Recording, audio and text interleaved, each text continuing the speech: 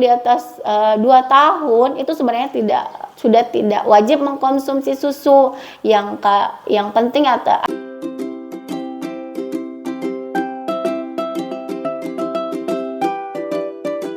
Hai, assalamualaikum warahmatullahi wabarakatuh. Selamat datang di channel Salawati Ade.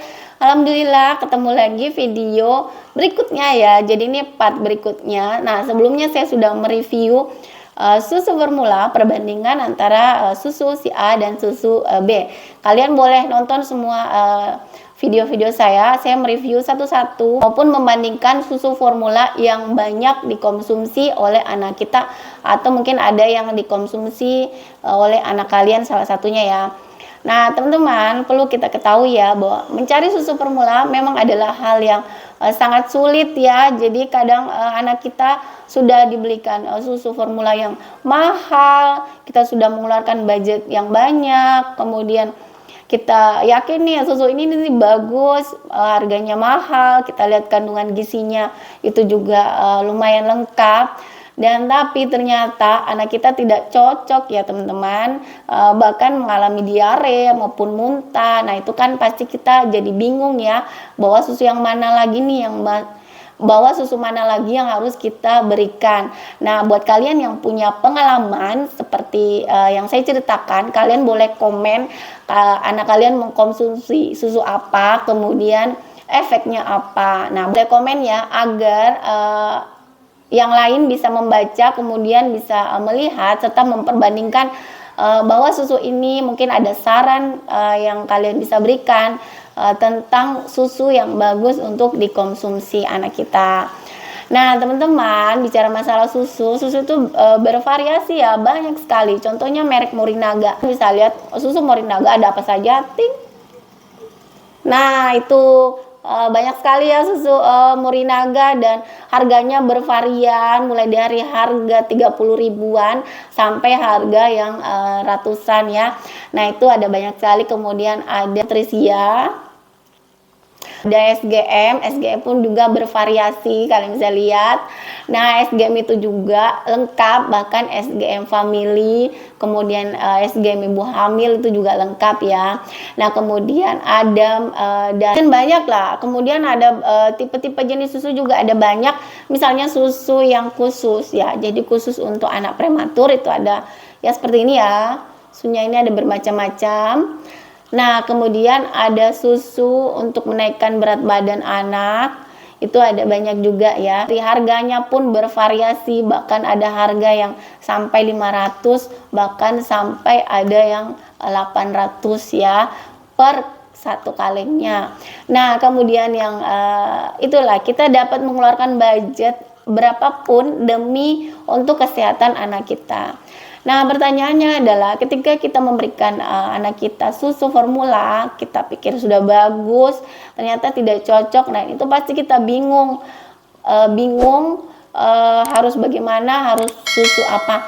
Sebaiknya kalian harus mencek dulu apa anak kalian, misalnya alergi laktosa. Otomatis kalau untuk anak yang alergi laktosa, dia ada susu khusus seperti ini ya.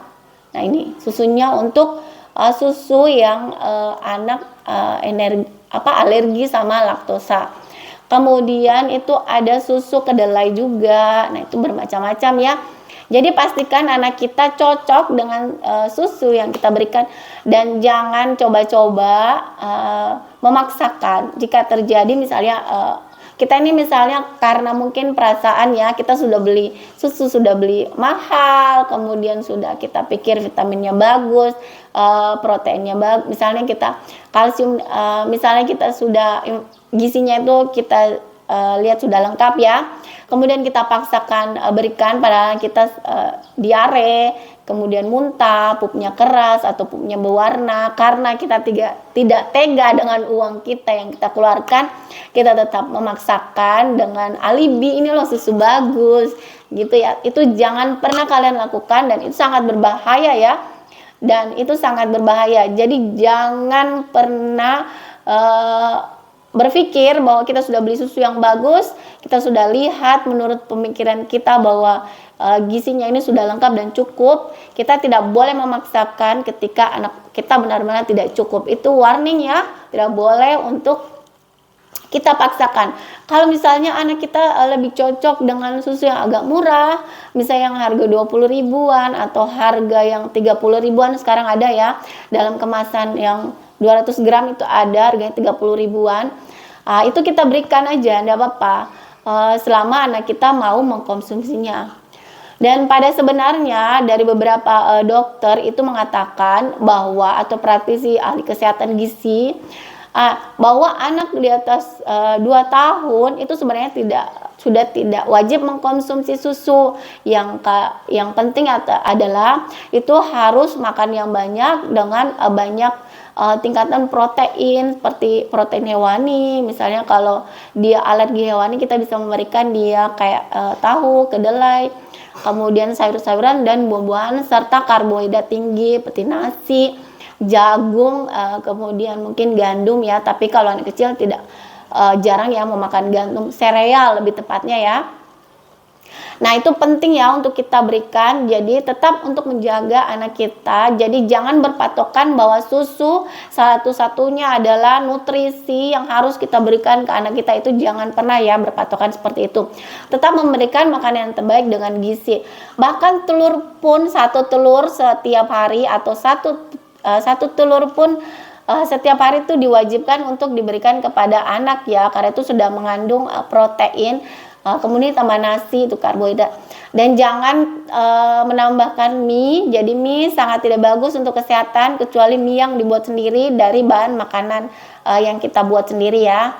Nah, itu dia teman-teman, itu dia informasi tentang beberapa susu yang ada yang bisa kita berikan kepada anak kita. Terima kasih untuk kalian sudah menonton. Jangan lupa subscribe, like, komen, dan share agar kalian selalu update video-video terbaru dari saya. Terima kasih. Assalamualaikum warahmatullahi wabarakatuh. Sampai ketemu di video berikutnya dan review-review berikutnya ya. Terima kasih. Assalamualaikum.